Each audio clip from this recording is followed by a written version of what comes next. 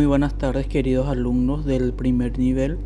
Mi nombre es el profesor Domingo Germán Barrio González. El día de hoy vamos a desarrollar nuestra materia filosofía.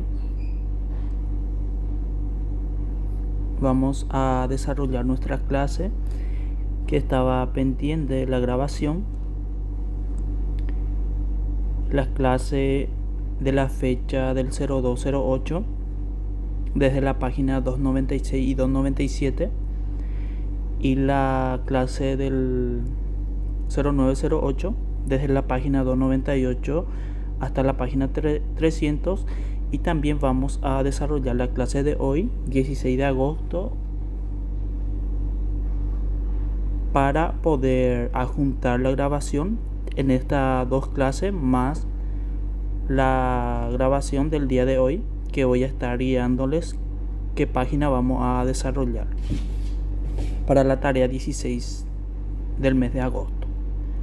Como mencioné, en caso de que ustedes no puedan acceder o no puedan visualizar la grabación, igual ustedes tienen acá la guía debajo de la tarea.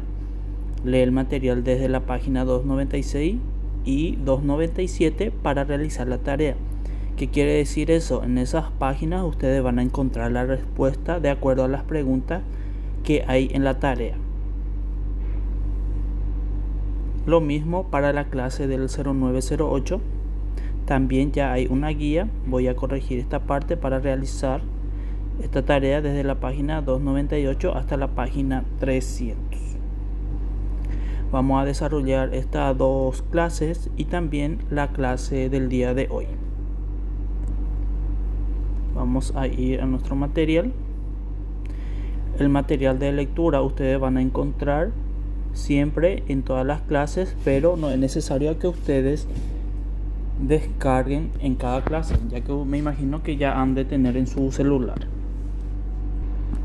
Quiero hacerles recordar que todas las tareas están disponibles hasta el mes de noviembre, 30 de noviembre, para que ustedes puedan ir completando de acuerdo a la disponibilidad de cada uno de ustedes. Eso no quiere decir que van a dejar todo a última hora. Les recomiendo a que vayan completando ya para que no se les encime todo en la época del examen final. Recuerden que tienen que tener un proceso de 60 puntos para poder rendir el examen final. Todas las tareas son de corrección automática. No es necesario que ustedes tengan un cuaderno para completar las tareas. Directo es desde la plataforma. Para comenzar con la clase de hoy, vamos en la parte del índice. Nuestra materia es filosofía, que está en la página 287. Vamos a ir ahí. Pueden guiarse con la numeración del PDF. Si tienen computadora van a poder visualizarlo mejor. 287.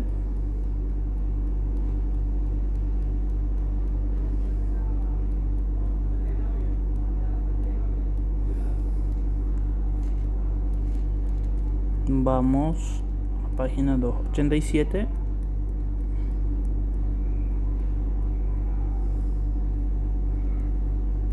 Y acá tenemos nuestra materia filosofía. Primeramente vamos a ir en la plataforma para poder desarrollar la clase que nos quedaba pendiente. Es la página 296 hasta la página 297.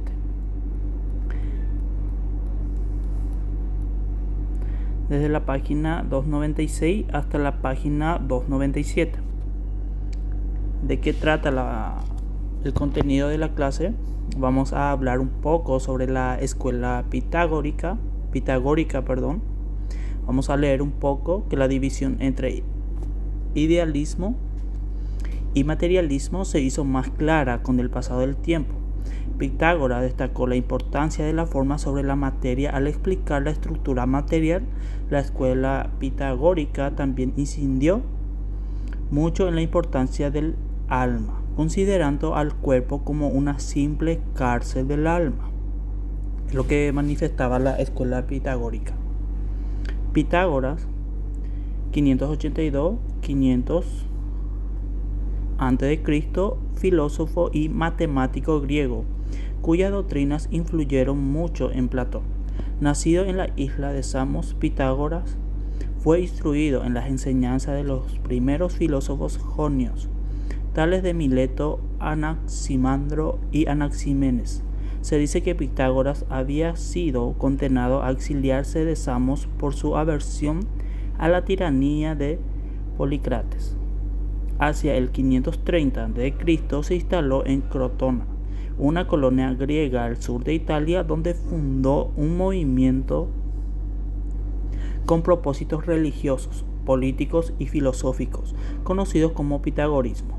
La filosofía de Pitágoras se conoce solo a través de la obra de sus discípulos. Les recomiendo a que puedan leer bien, así para ir completando las preguntas que se presentan en las tareas. Hablaremos sobre las doctrinas básicas. Los pitagóricos asumieron ciertos misterios, similares en muchos puntos a los enigmas del orfismo. Aconsejaba la obediencia y el silencio, la abstinencia de consumir alimentos, la sencillez en el vestir y en las posesiones, y el hábito del autoanálisis. Los pitagóricos creían en la inmortalidad y en la transmigración del alma. Se dice que el propio Pitágoras proclamaba que él había sido Euporbus y combatido durante la guerra de Troya, y que le había sido permitido traer a su vida terrenal la memoria de todas sus existencias previas. Lo que asumía Pitágoras en ese entonces. Teoría de los números.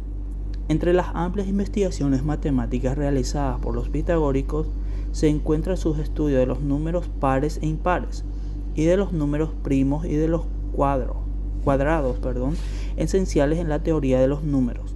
Desde este punto de vista aritmético, cultivaron el concepto de número, que llegó a ser para ellos el principio crucial de toda proporción, orden y armonía en el universo. A través de estos estudios establecieron una base científica para las matemáticas. En geometría, el gran descubrimiento de la escuela fue el teorema de la hipotenusa, conocido como teorema de Pitágoras, que establece que el cuadrado de la hipotenusa de un triángulo rectángulo es igual a la suma de los cuadrados de los otros dos lados. Es lo que decía que los pitagóricos decía que Pitágoras era un filósofo y a la vez era un matemático, que hoy en día conocemos en geometría el descubrimiento del teorema de la hipotenusa, que actualmente conocemos como teorema de Pitágoras. Hablaremos sobre la astronomía. La astronomía de los pitagóricos marcó un importante avance en el pensamiento científico clásico, ya que fueron los primeros en considerar la Tierra como un globo que gira junto a otros planetas alrededor de un fuego central. Explicaron el orden armonioso de todas las cosas como cuerpos moviéndose de acuerdo a un esquema numérico, en una esfera de la realidad sencilla omnicomprensiva. Como los pitagóricos pensaban que los cuerpos celestes estaban separados unos de otros por intervalos, correspondientes a longitudes de cuerdas armónicas, mantenían que el movimiento de las esferas de origen a un sonido musical la llamaba armonía de las esferas. La escuela eleática, corriente griega de filosofía que tuvo su apogeo en los siglos VI y V a.C. El pensamiento eleático se opone tanto a la filosofía materialista de la escuela jónica como a la teoría del flujo universal formulada por el filósofo griego Heráclito. ¿Quién era Heráclito? Según los eleáticos, el universo es esencia, una unidad inmutable que, siendo infinita en tiempo y espacio, está más allá de la cognición proporcionada por los sentidos humanos. Solo a través de la reflexión filosófica, afirmaban, se pueden alcanzar y la verdad última. Las observaciones sensoriales ofrecen tanto solo una visión limitada y distorsionada de la realidad. El nombre Eleática viene de la ciudad griega de Elea al sur de Italia, el hogar de Parménides y Zenón, máximos exponentes de la misma escuela. La filosofía eleática sirvió como base para el sistema metafísico de Platón, según Parménides. Guía de la escuela eleática, la apariencia del movimiento y la existencia por el mundo de objetos distintos son mera ilusión. Solo parecen existir. Las ideas de Pitágoras y Parménides supusieron la base del idealismo que caracterizaría después a la filosofía griega. ¿Y quién era Parménides? Vivió sobre el año 500 a.C., filósofo griego, considerado por muchos eruditos como el miembro más importante de la escuela eleática. Se dice que visitó Atenas a la edad de 65 años y en que tal ocasión Sócrates, entonces un hombre joven, le oyó hablar. Parménides expuso su filosofía en forma de versos y su única obra, que ha perdurado, se nutre de extensos fragmentos de un poema didáctico sobre la naturaleza. Esta reflexión, abogado por la existencia del ser absoluto, aboga por la existencia del ser absoluto, cuya no existencia Parménides declara resultar inconcebible, pero cuya naturaleza admitía ser también inconcebible, ya que el ser absoluto está disociado de toda limitación bajo la cual piensa el ser humano. Y hasta ahí les recomiendo que puedan leer para poder ir completando la tarea. Vamos a ver nuestra tarea 297 hasta 296 hasta 297, la clase de la tarea del 0208. Pueden leer bien así para ir completando de acuerdo a las preguntas de la tarea para responderlas. Vamos a seguir con nuestra clase. Vamos a entrar ya en la clase del 0908, que es de la página 298 hasta la página 300. Vamos a hablar sobre Zenón de Elea. ¿Quién era Zenón de Elea?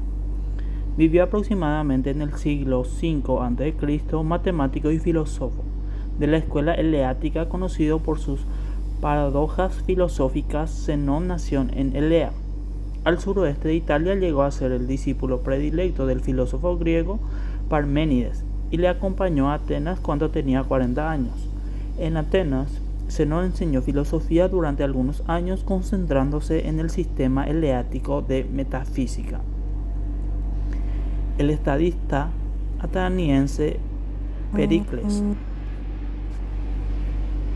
y Calías estudiaron con él. Zenón regresó más tarde a Elea y, según cuenta la tradición, se unió a una conspiración para librar a su ciudad nativa del tirano Nearco. La conspiración fracasó y Zenón fue torturado con dureza, pero se negó a delatar a sus compañeros. No se conocen más circunstancias de su vida, solo pocos fragmentos de la obra de Zenón perduran, aunque las obras de Platón y Aristóteles se nutren de referencias textuales de los escritos de Zenón. En el plano filosófico, Zenón aceptaba la creencia de Parménides de que el universo o el ser es una sustancia indiferenciada, simple, única, aunque pueda parecer diversificada por los sentidos. La intención de Zenón fue desacreditar las sensaciones, lo que pretendió hacer a través de una brillante serie de argumentos o paradojas sobre el espacio y el tiempo, que han perdurado hasta nuestros días como mosaicos intelectuales complejos. Una paradoja clásica afirma que un corredor no puede llegar a la meta porque, para lograrlo, debe recorrer una distancia, pero no puede recorrer esa distancia sin primero recorrer la mitad de ella. y así ad infinitum. Porque existe un número infinito de bisecciones en una distancia espacial. Uno no puede recorrer una distancia en tiempo finito a menos que acorte la distancia o aumente la velocidad. Este argumento, como muchos otros de Zenón, se proponía demostrar la imposibilidad lógica del movimiento, dado que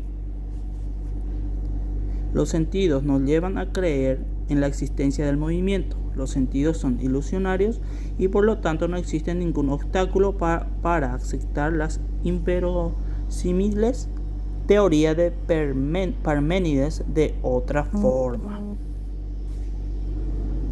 Zenón es reconocido no solo por sus paradojas, sino por establecer los debates filosóficos que favorecen la discusión razonada. Por todo ello, Aristóteles le consideró el creador del razonamiento dialéctico. Entonces, hablamos de Zenón de Elea, también Parménides, Heráclito, también hablamos de la escuela eleática y la astronomía. Por favor, si pueden leer bien para ir completando las tareas e ir respondiendo las preguntas que le aparecen en las tareas. Por favor, si pueden leerlo así para que pueda diferenciar, porque puede salir en el examen final. Seguimos. 299, hay un trabajo solo, este no lo van a hacer, ya que las tareas son directamente en la plataforma. Y vamos a leer quiénes eran los sofistas, que es la página 300, para poder culminar la clase del 0908 y seguir con la clase del día de hoy, que es el 16 de agosto.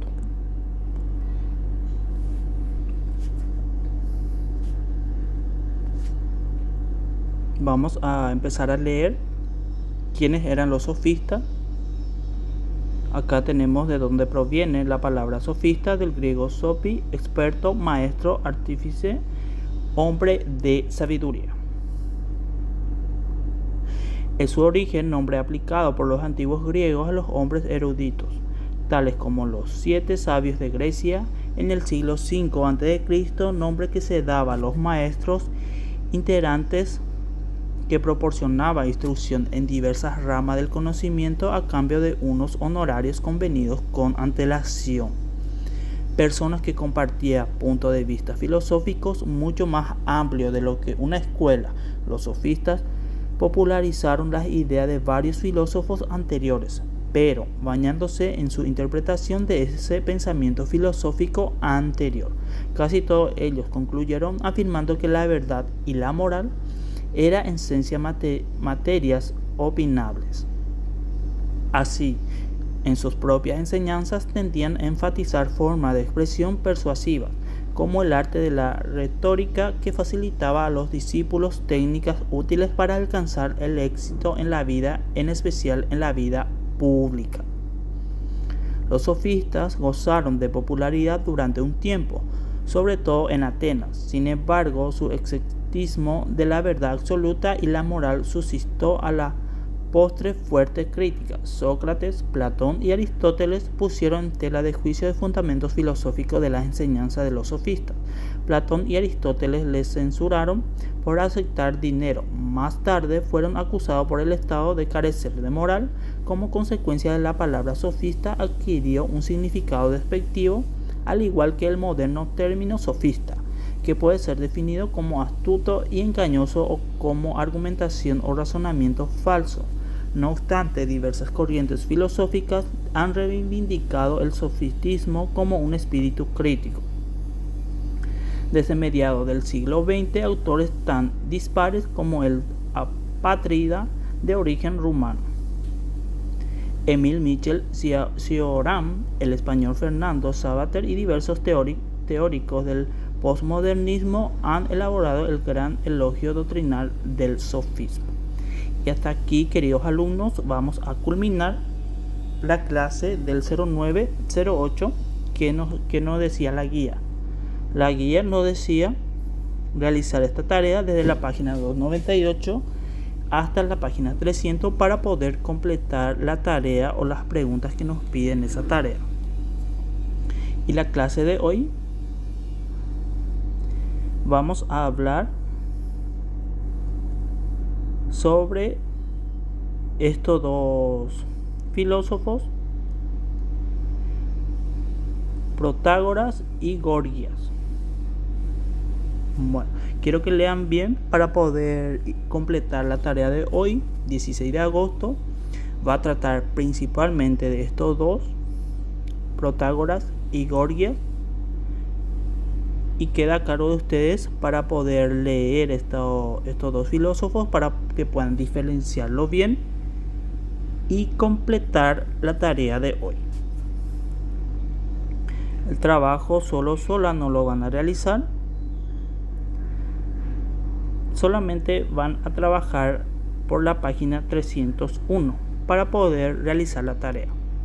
Cualquier duda o consulta que ustedes tengan, me pueden escribir en la plataforma. Trataré de responderles en la brevedad posible y estoy a disposición de ustedes, queridos alumnos. Espero que se encuentren todos bien y que tengan una excelente tarde para todos. Muchas gracias.